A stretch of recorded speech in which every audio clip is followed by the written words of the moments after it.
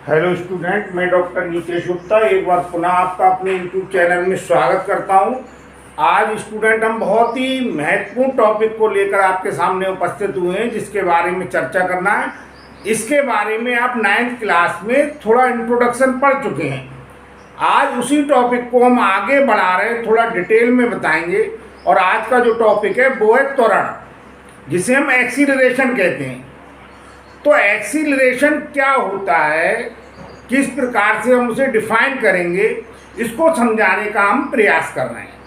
देखिए, पहले मैं आपको बोर्ड पर लिखने से पहले कुछ चीज़ें आपको बताना चाह रहा हूं, जिससे आप समझ जाएंगे वास्तव में एक्सीलरेशन होता क्या है।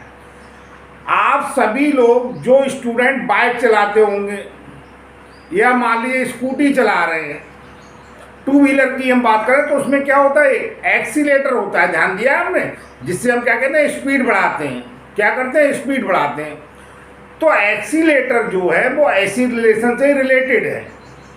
यानी एक्सीलेटर का जो काम है वो क्या करना है, स्पीड बढ़ाना है। स्पीड को क्या करना है, बढ़ाना है।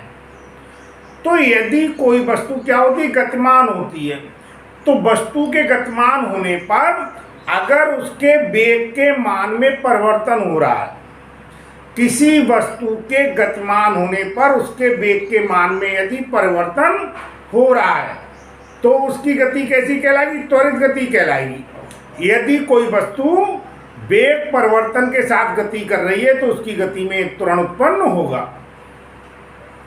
तो देखिए, यदि कोई वस्तु ऐसी है, यदि ध्यान दें, अभी मैं डिटेल में सब बताऊं, यदि डेल्टा टी समय में वेग परिवर्तन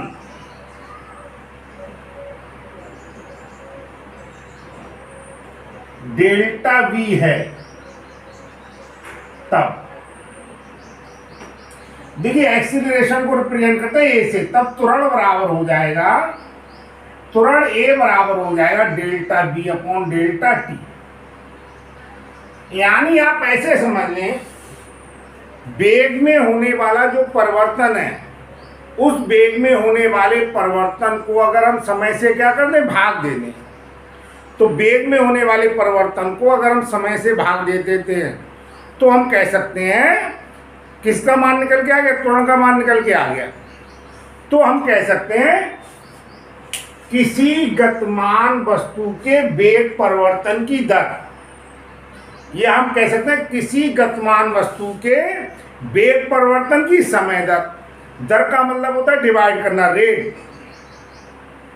तो किसी वस्तु के वेग परिवर्तन की दर या किसी वस्तु के वेग परिवर्तन की जो समय दर है, उसी को हम क्या कहते हैं, त्वरण कहते हैं।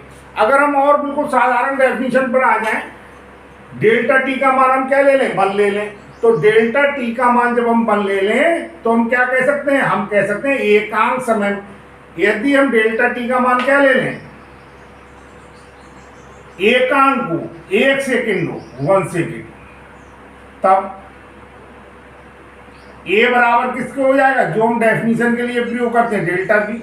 हम कह सकते हैं 1 सेकेंड में होने वाला जो वेग परिवर्तन है उसे क्या कहते हैं, त्वरण कहते हैं। या हम कह सकते हैं एकांक समय में होने वाले वेग परिवर्तन को हम त्वरण कहते हैं। तो आपकी ये बात समझ में आ गई होगी कि वास्तव में त्वरण होता क्या है। एकांक समय में होने वाला जो वेग परिवर्तन है वो क्या है, त्वरण है। मैं आंतरिक रूप से बताने का प्रयास कर रहा हूं। देखिए, आप प्रयास कीजिए, कोई वस्तु है और ये गतिमान है। आप देखिए, ये 1 सेकेंड, ये कितने हो गए, 2 सेकेंड, ये कितने हो गए, 3 सेकेंड। तो मान लीजिए यहां पर इसकी स्पीड कितनी है, 30 मीटर प्रति सेकेंड है। फिर 1 सेकेंड बाद कितनी हुई, 40 मीटर प्रति सेकेंड हो गई। फिर यहां पर कितनी हुई, 50 मीटर प्रति सेकेंड हो गई।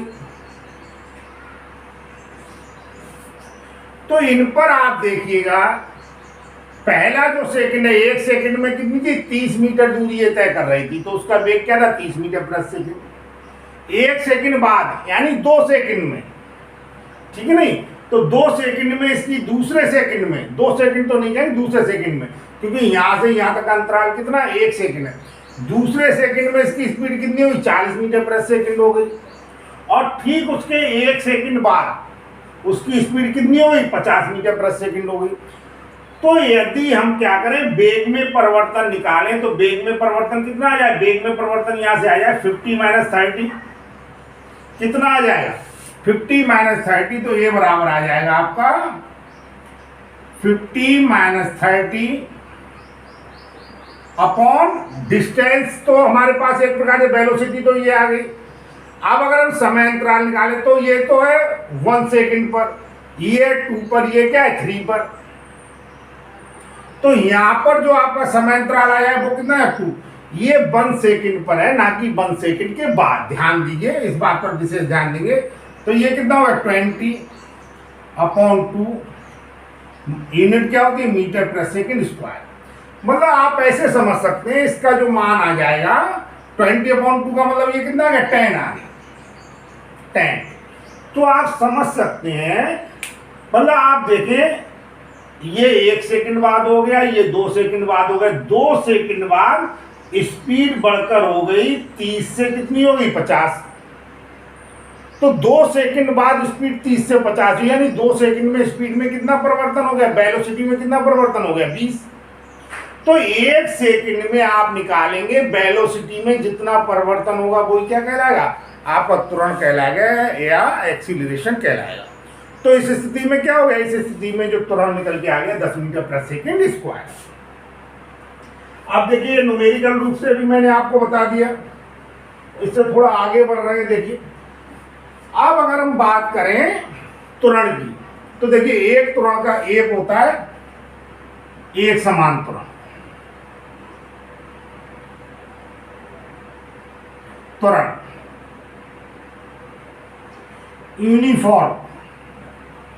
Uniform acceleration.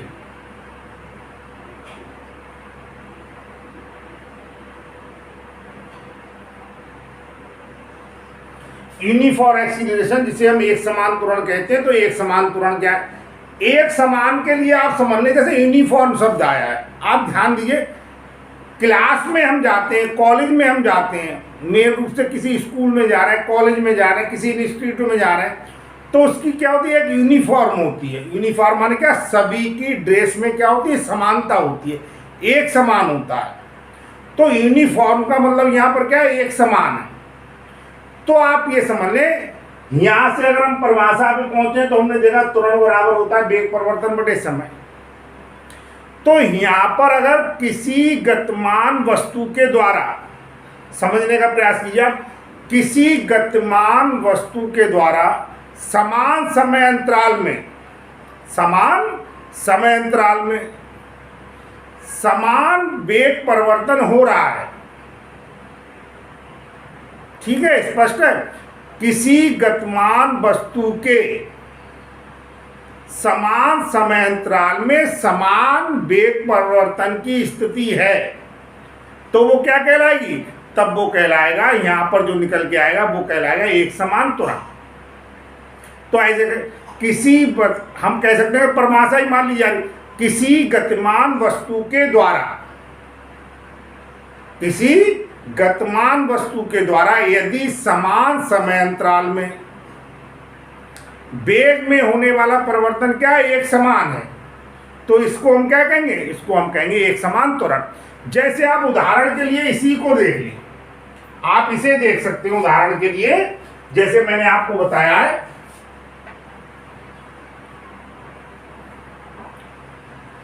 यहां से यहां तक जो समय में परिवर्तन कितना हुआ, 1 सेकंड हुआ है, और 1 सेकंड में वेग में परिवर्तन कितना है, 10। इसी प्रकार से देखिए 2 सेकंड के बाद जब 3 सेकंड आया तो समय में परिवर्तन कितना हुआ, 1 सेकंड, और वेग में होने वाला परिवर्तन भी कितना है, 10। तो यहाँ पर समय जो 1 सेकंड का समय है उसमें वेग में होने वाला परिवर्तन हमेशा समान है, कितना है, 10 है। तो इसलिए इस प्रकार की गति में क्या निकल के आ रहा है, इस प्रकार की गति में हमारे पास एक समान त्वरण आ रहा है। दूसरा हम आते हैं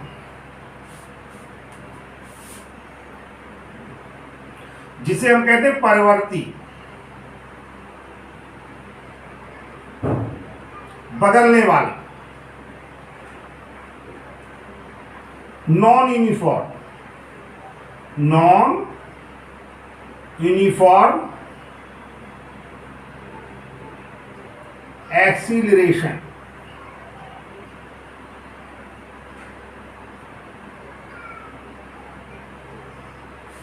नॉन यूनिफॉर्म एक्सीलरेशन, तो नॉन यूनिफॉर्म एक्सीलरेशन में आप देखिए जिसे हम परवर्ती त्वरण कहते हैं, परवर्ती से हम समझ रहे हैं ये वेरिएबल है, तो वेरिएबल में क्या होता है, चेंज हो रहा है ना, नॉन यूनिफॉर्म है। एक प्रकार से हम क्या कह सकते हैं, इसे अगर हम कहना चाहें तो इसे हम असमान त्वरण भी कह सकते हैं। तो इसमें आप ध्यान दीजिए, अगर ऐसी कंडीशन होती जैसे मैं आपको बता रहा हूं, देखिए यदि समान समय अंतराल में वेग में होने वाला जो परिवर्तन था वो कैसा हो, अलग अलग हो। जैसे ये तो आपके लिए किसके लिए आ गया, ये तो आ गया यूनिफॉर्म के लिए। किसके लिए आ गया, यूनिफॉर्म के लिए, यूनिफॉर्म। अब मैं यहां पर ही बता रहा हूं जैसे नॉन यूनिफॉर्म के लिए कैसे आएगा, नॉन यूनिफॉर्म। आंकिक उदाहरण देकर मैं आपको बता रहा हूं जिससे आपकी समझ में आए। कोई वस्तु है और ये वस्तु क्या कर रही है, देखिए 1 सेकंड जब है, 1 सेकंड, इसकी स्पीड या हमने वेलोसिटी मान ली है, कितनी है, ये मान लिया हमने 30 मीटर प्रति सेकंड है। अब 2 सेकंड पर आप आ जाए, अब यहां पर इसकी स्पीड कितनी होगी, 40 मीटर प्रति सेकंड। हम 3 सेकंड पर आ गए, इसकी स्पीड हो गई 60 मीटर प्रति सेकंड। ध्यान दीजिए यहां पर इन दोनों के बीच की अगर हम बात करें तो यहां से यहां के बीच का जो समय अंतराल है, 1 सेकंड के बाद जब 2 सेकंड की हम बात कर रहे हैं तो समय अंतराल हमारे पास कितना है, समय अंतराल हमारे पास है 1 सेकंड। और 30 से 40 जो वेलोसिटी हो रही है, तब आप समझ सकते हैं यहां पर वेलोसिटी में जो चेंज हुआ है, परिवर्तन हुआ है, वो कितना है, 10। अब आगे देखें, यहां से यहां तक समय में जो परिवर्तन हुआ है वो तो कितना है, 1 सेकंड, लेकिन वेलोसिटी में होने वाला परिवर्तन देखिए 40 से कितनी हो गई, 60, तो ये कितना आ गया, 20। तो यहां पर वही समय अंतराल 1 सेकंड में वेग में होने वाला परिवर्तन 10 था, और वही समय अंतराल 1 सेकंड में यहां पर होने वाला परिवर्तन कितना है, यहां पर होने वाला परिवर्तन कितना है, 20। तो समान समय अंतराल में वेग में होने वाला परिवर्तन कैसा है, अलग अलग है। तो यहां पर जो त्वरण आएगा वो त्वरण आपको कैसा होगा, असमान त्वरण होगा, जिसे हम परवर्ती त्वरण भी कह सकते हैं। हम कह सकते हैं यदि किसी गतिमान वस्तु के द्वारा समान समय अंतराल में होने वाला वेग परिवर्तन कैसा हो, अलग अलग हो, वेग में होने वाला परिवर्तन समान ना हो, तो इस स्थिति में कह सकते हैं ये हमारे पास कैसा आ जाएगा, ये आ जाएगा हमारे पास परवर्ती त्वरण या असमान त्वरण। तीसरे प्रकार की अगर हम बात करें इसमें तो ये होता है औसत त्वरण। थर्ड, औसत त्वरण, एवरेज, एवरेज एक्सीलरेशन।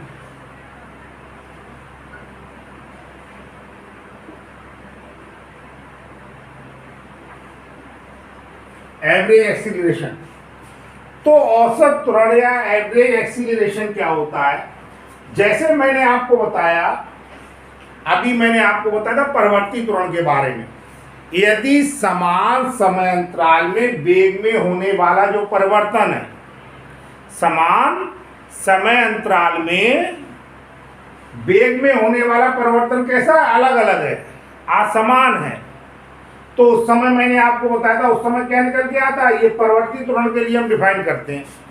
अब आप देखिए यदि कोई वस्तु परवर्ती त्वरण के अंतर्गत गतिमान है या गति कर रही है और उसका हमें क्या करना, औसत त्वरण निकालना है, तो औसत त्वरण निकालने के लिए हम क्या कहेंगे, ए बार कहेंगे, ए बार।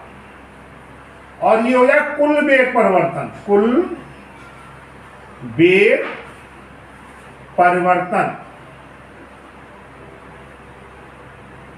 अपॉन कुल वेग परिवर्तन अपॉन क्या हो जाएगा, कुल समय।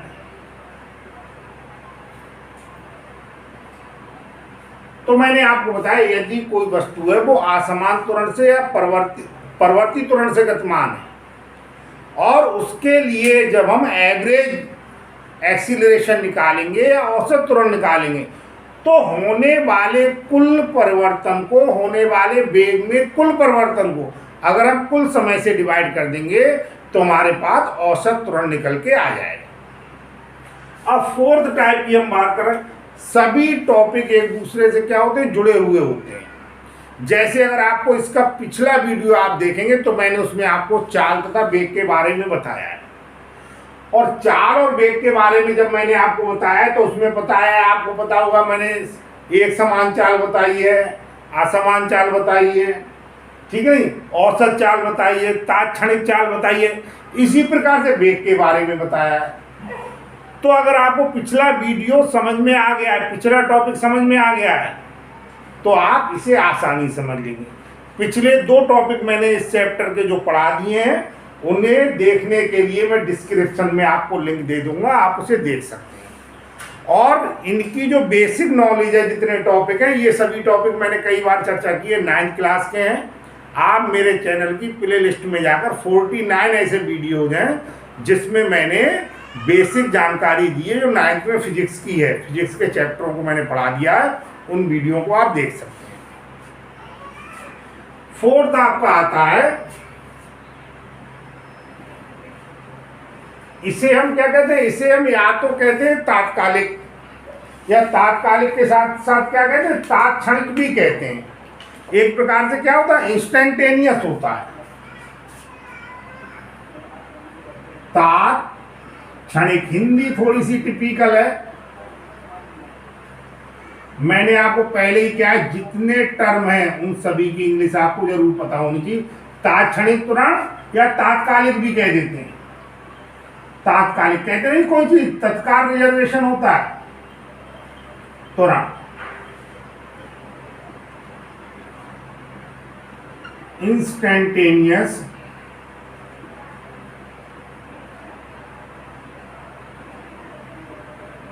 एक्सीलरेशन।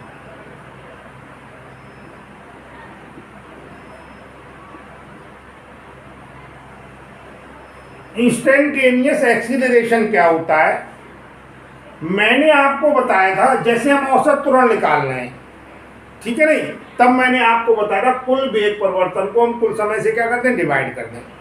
अब आप देखिए जो समय अंतराल है यहाँ पर ये क्या होगा, ये हमारे पास होता है delta B upon delta t. अब इंस्टेंटेनियस का मतलब आप समझ लो, मैंने पहले भी आप, इंस्टेंटेनियस का मतलब है किसी घटना को हमें तुरंत मालूम करना हो, तत्काल उसी मूवमेंट पर, उसी क्षण पर हमें ज्ञात करना हो। जैसे आप देखिए हम त्वरण यहाँ पर निकाल रहे थे, फिर से मैं आपको समझाने का प्रयास कर रहा हूँ। यहाँ पर जो त्वरण निकल के आता, ठीक है नहीं, वो क्या था, वो था 1 सेकंड की स्थिति में। यहाँ पर जो त्वरण निकल के आता वो दूसरे सेकंड की स्थिति में था। यहाँ पर जो त्वरण निकल के आता वो क्या था, वो तुरंत था तीसरे सेकंड की स्थिति में। तो आप देखिए अगर हमें तात्कालिक त्वरण निकालना होता, यानी उसी समय निकालना होता, बिल्कुल उसी क्षण, तो हम क्या करते हैं, जैसे यहाँ पर जो समय अंतराल था वो कितना था, 1 सेकंड था। यहाँ पर समय अंतराल था कितना था, 1 सेकंड था। और यहाँ से यहाँ तक समय अंतराल कितना था, 2 सेकंड था। अगर आप ये मान लीजिए जस्ट हमें उसी समय निकालना हो, किसी, जैसे मान लीजिए 1 सेकंड पे ही निकालना हो, या जस्ट 2 सेकंड पे निकालना हो, या जस्ट 3 सेकंड पे निकालना हो, तो उस समय क्या आएगा, उस समय जो त्वरण निकल के आएगा वो त्वरण हमारे पास क्या आएगा, तात्कालिक त्वरण निकल के आएगा। जैसे यहाँ पर हम देखें, यहाँ पर अगर हम त्वरण देखें, ठीक है नहीं, या यहाँ पर त्वरण देखें 2 सेकंड पे या 3 सेकंड पे त्वरण देखें, तो 1 सेकंड पर जो त्वरण निकल के आएगा वास्तव में वो क्या होगा, वो होगा इंस्टेंटेनियस एक्सीलरेशन। 2 सेकंड पर जो तुरंत निकल के आएगा वो भी क्या हुआ, इंस्टेंटेनियस एक्सीलरेशन होगा। और 3 सेकंड पर जो तुरंत निकल के आएगा वो भी क्या हुआ, तात्कालिक तुरंत होगा। तो इस स्थिति में हम क्या करते हैं, डेल्टा टी को क्या करते हैं, डेल्टा टी को 0 मान लेते हैं। यदि यानी जो टाइम इंटरवल है डेल्टा टी टेंड्स टू 0 होता, ये जो समय अंतराल है, इस समय अंतराल को हम क्या कर ले, सूक्ष्म मान लें। तो a इक्वल टू, पहले मैंने आपको बताया लिमिट अप्लाई करते हैं, limit delta t tends to 0 dv upon क्या हो जाए dt। और मैथमेटिक्स से या कैलकुलस से इसे हम क्या लिख लेंगे, इसे लिख लेंगे हम dv upon dt, dv upon dt। तो एक तो हमारे पास एक्सीलरेशन ये निकल के आ गया, a बराबर आ गया dv अपॉन dt। अगर इसे और अनदर फॉर्म में लिखना चाहें तो a equal to dy dt। और ये जो वेलोसिटी है, वेलोसिटी क्या होती है, वेलोसिटी होती है विस्थापन अपॉन समय, तो dx अपॉन dt। मैथमेटिक्स में के टर्म में हम इसे लिख रहे हैं, इसकी आगे जरूरत भी पड़ेगी। तो यहाँ पर a बराबर हो जाए d2x अपॉन dt2, स्क्वायर नहीं बोलते, क्या आ जाए d2x अपॉन dt2। इस तरीके से हम तात्क्षणिक त्वरण के मान को निकाल सकते हैं। मैंने आपको बताया, बस तात्क्षणिक में याद रखिएगा, जस्ट उसी समय, उसी मूवमेंट पर, उसी क्षण पर जब हम त्वरण की गणना करते हैं या ऑब्जर्वेशन करते हैं तो उसे हम तात्क्षणिक त्वरण कहते हैं। इस प्रकार से मैंने त्वरण के आपको चारों टाइप त्वरण की परिभाषा बताई, उसके चारों टाइप भी बता दिए। पहले मैंने बताया त्वरण क्या होता है, न्यूमेरिकल वैल्यू के साथ बताया। फिर मैंने बताया एक समान त्वरण क्या होता है। फिर मैंने आपको बताया परिवर्ती त्वरण क्या होता है। इसके बाद मैंने त्वरण बताया औसत त्वरण क्या होता है। उसके बाद मैंने आपको बताया तात्क्षणिक त्वरण क्या होता है। यदि आपको ये वीडियो पसंद आया है तो इसे लाइक कीजिए, अधिक से अधिक शेयर कीजिए और मेरे चैनल को सब्सक्राइब कीजिए, जिससे आपको 11वीं क्लास से रिलेटेड सभी वीडियो प्राप्त हो जाएं। धन्यवाद।